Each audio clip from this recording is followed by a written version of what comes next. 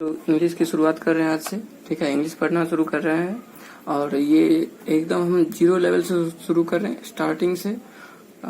कोई भी बच्चा, कोई भी ऐसे स्टूडेंट हो जिनको स्टार्टिंग में भी दिक्कत हो तो उनको भी समझ में आ जाएगा, इसमें कोई दिक्कत नहीं है। ठीक है, और फिर भी जहाँ दिक्कत हो तो आप कमेंट करके पूछ सकते हैं, हम आपको आपके कमेंट का रिप्लाई जरूर दे देंगे। ठीक है, चलिए शुरू कर रहे हैं इंग्लिश का। तो इंग्लिश जो शुरू कर रहे हैं तो हम लोग इस बेसिस पर शुरू कर रहे हैं कि इंग्लिश हम जानते हैं कि ये एक सब्जेक्ट के रूप में हमारे यहाँ पढ़ाया जाता है। ठीक है, बट ये एक लैंग्वेज भी है। ठीक है, ये बात भी हम लोग जानते हैं। तो हम लोग इंग्लिश को जो सीखने का प्रयास करेंगे, जो समझने का प्रयास करेंगे, वो सब्जेक्ट के रूप में नहीं, क्योंकि आज तक आप सब्जेक्ट के रूप में ही पढ़ते आए हैं, इसीलिए प्रॉब्लम हुआ है। अब से हम लोग लैंग्वेज के बेस पर उसे समझने का कोशिश करेंगे।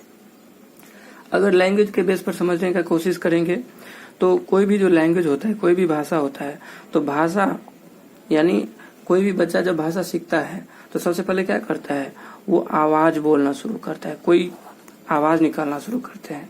ठीक है, और आवाज से क्या करता है, वो छोटे छोटे जो लेटर्स होते हैं उन्हें उसे बोलने का कोशिश करता है। तो साउंड से फिर क्या चीज किस चीज का विकास हुआ, लेटर का, और फिर लेटर से किस चीज का विकास होता है, अब आप लोग समझ रहे होंगे, वर्ड का, जिसको हिंदी में हम अक्षर भी कहते हैं। और इसी वर्ड को मिला करके, छोटे छोटे वर्ड को मिला करके किस चीज का फॉर्मेशन होता है, सेंटेंस का। क्योंकि हम लोग इंग्लिश लैंग्वेज पढ़ रहे हैं तो इंग्लिश सेंटेंस का जो स्ट्रक्चर होता है वो क्या होता है, subject plus verb plus other word. मतलब पूरा का पूरा इंग्लिश लैंग्वेज ही इसी पर बेस्ड है। इंग्लिश नहीं, कोई भी लैंग्वेज उसके स्ट्रक्चर पर ही बेस्ड होता है। ठीक है, तो इंग्लिश लैंग्वेज पूरा का पूरा इसी सब्जेक्ट वर्ब और अदर वर्ड पर बेस्ड है। और यही चीज जिसको ये सब्जेक्ट वर्ब और अदर वर्ड का यूज करना आ गया, वो इंग्लिश सीख गया। समझ गए? तो अगर हम सेंटेंस देखें तो सेंटेंस को इस प्रकार से हम डिवाइड कर सकते हैं कि सेंटेंस का एक पार्ट तो सब्जेक्ट भी होगा, ठीक है, और दूसरा पार्ट वो होगा जिसमें वर्ब और अदर वर्ड भी आता होगा। तो दूसरा पार्ट होता है प्रेडिकेट। क्या होता है, प्रेडिकेट। सॉरी, हम सब्जेक्ट का शॉर्टकट लिख दिए, सब्जेक्ट का फुल फॉर्म होता है। ठीक है, और दूसरा पार्ट क्या हुआ, प्रेडिकेट। प्रेडिकेट के अंतर्गत ही हम वर्ब और अदर वर्ड का यूज सीखते हैं, या वर्ब और अदर वर्ड के बारे में हम पढ़ते हैं। ठीक है, तो प्रेडिकेट में हम किस चीज के बारे में पढ़ते हैं, वर्ब। ठीक है, उसके बाद ऑब्जेक्ट और कॉम्प्लीमेंट। ठीक है, अब आप लोगों को लग रहा होगा कि सर आप तो यहाँ पर अदर वर्ड लिखे, यहाँ पर अदर वर्ड लिखे नहीं। यही अदर, ये ऑब्जेक्ट और कॉम्प्लीमेंट, कहीं कहीं पर ऑब्जेक्ट का यूज होता है और कहीं कहीं पर कॉम्प्लीमेंट। दोनों में बहुत छोटा सा अंतर है जो हम आगे देखेंगे। इसी को मिला करके अदर वर्ड बोला जाता है। ठीक है, तो अब सब सेंटेंस का सबसे मेन पार्ट क्या हो जाता है, सब्जेक्ट। सब्जेक्ट क्या होता है, जैसे हम बोलते हैं राम इज प्लेइंग। ठीक है, तो यहाँ पर प्लेइंग यानी खेलने का काम कौन कर रहा है, राम कर रहा है। दैट मीन्स राम क्या हो गया, सब्जेक्ट। तो सेंटेंस की शुरुआत किस चीज से हो रही है, सब्जेक्ट से। मतलब हमें सबसे पहले किस चीज को समझना होगा, सब्जेक्ट को समझना होगा। ठीक है, तो अभी अभी हम बोले कि सब्जेक्ट जो है, जैसे हम बोले कि राम इज प्लेइंग, क्या बोले, राम इज प्लेइंग। ठीक है, ठीक है। अब कई बार ये भी तो बोला जा सकता है कि he is playing, he is playing.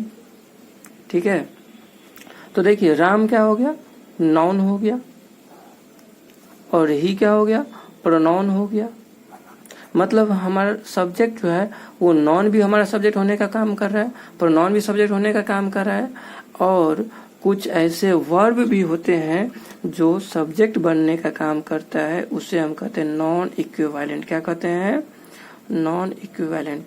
घबराइए नहीं, अभी आप लोगों में से बहुत को जब हम वर्ब बोले तो कुछ को झटका लग गया होगा कि वर्ब क्या चीज होता है। हम जानते हैं आपको इस चीज के बारे में जानकारी नहीं है, ये शुरुआती है, तो हम आपको सिर्फ ये दिखा रहे हैं कि सेंटेंस का बेस्ड, सेंटेंस का स्ट्रक्चर का फॉर्मेशन कैसे होता है, समझे। तो सेंटेंस में क्या होता है, सब्जेक्ट भी होता है और वर्ब और ऑब्जेक्ट कॉम्प्लीमेंट भी होता है। समझे। तो हर एक पार्ट के बारे में हम आगे धीरे धीरे पढ़ते जाएंगे। तो सबसे पहले हम सब्जेक्ट के बारे में पढ़ेंगे, और जब सब्जेक्ट देखते हैं तो सब्जेक्ट हमारा नॉन होने का भी कोशिश, नॉन भी होता है, प्रोनाउन भी होता है, और क्या है, और नॉन इक्विवेलेंट। नॉन इक्विवेलेंट क्या होता है, तो कुछ ऐसे वर्ब होते हैं जो सब्जेक्ट होने का कोशिश करते हैं, उसे नॉन इक्विवेलेंट कहते हैं।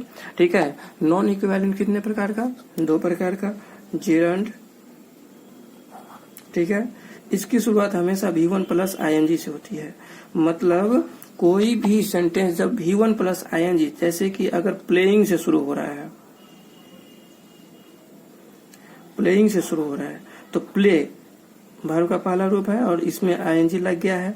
अगर सब्जेक्ट के रूप में प्लेइंग रहेगा, यानी V1 प्लस ING रहेगा, तो उसे हम क्या कहेंगे, जिरंड कहेंगे। और इसी सब्जेक्ट का शुरुआत अगर टू के साथ होता है तो हम उसे इन्फिनिटिव कहते हैं। क्या कहते हैं, इन्फिनिटिव कहते हैं। ठीक है, इन्फिनिटिव का स्ट्रक्चर होता है 2 प्लस V1। ठीक है, क्या होता है, 2 प्लस V1। ठीक है, तो मान लीजिए कि कह रहा है walking is good for health. क्या कर रहा है, walking is good for health, मतलब टहलना स्वास्थ्य के लिए अच्छा है। तो यहाँ पर सेंटेंस की शुरुआत किस चीज से हो रही है, वॉकिंग से। अच्छा जरा देखिए, तो वॉकिंग मतलब वॉकिंग किस चीज से मिलके बना है, वॉक V1 प्लस ING से। मतलब सेंटेंस की जो शुरुआत हो रही है यहाँ पर किस चीज से हो रही है, जिरंड से। अगर यहीं पर कहता टू वॉक, क्या कहता, टू वॉक, तो सेंटेंस की शुरुआत 2 प्लस V1 से हो रही है। मतलब शुरुआत किस चीज से हो रही है, इन्फिनिटिव से हो रही है। ठीक है, तो कुछ ऐसे वर्ब भी होते हैं जो हमारा सब्जेक्ट होने का काम करता है, that is called non equivalent. ठीक है, और नॉन प्रोनाउन ये तो वर्ब सब्जेक्ट होने का काम करता ही है। ठीक है, तो हमने क्या देखा, हमने देखा कि इंग्लिश लैंग्वेज का जो शुरुआत है, या कोई भी लैंग्वेज का जो शुरुआत है, कहाँ से, साउंड से, साउंड से फिर क्या बना, लेटर, लेटर से क्या बना, वर्ड, वर्ड से क्या बना, सेंटेंस। और इंग्लिश सेंटेंस का स्ट्रक्चर क्या होता है, subject plus verb plus other word.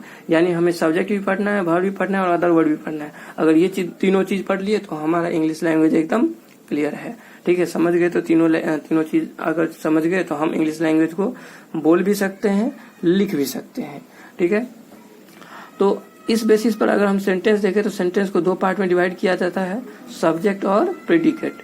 ठीक है, प्रेडिकेट के अंतर्गत वर्ब, ऑब्जेक्ट और कॉम्प्लीमेंट के बारे में पढ़ते हैं। सब्जेक्ट जो है, सब्जेक्ट नॉन भी सब्जेक्ट होने का काम करता है, प्रोनाउन भी सब्जेक्ट होने का काम करता है। और कुछ ऐसे वर्ब भी होते हैं जो सब्जेक्ट होने का काम करता है, जिसे हम नॉन इक्विवेलेंट कहते हैं। क्या कहते हैं, नॉन इक्विवेलेंट। नॉन इक्विवेलेंट कितने प्रकार का, 2 प्रकार का, जिरंड और इन्फिनिटिव। जिरंड और इन्फिनिटिव। जिरंड का स्ट्रक्चर कैसे होता है, तो V1 प्लस ING के साथ अगर सब्जेक्ट शुरू हो रहा है तो जिरंड हो जाएगा, और 2 प्लस V1 के साथ शुरू हो रहा है तो वो इन्फिनिटिव कहलाएगा।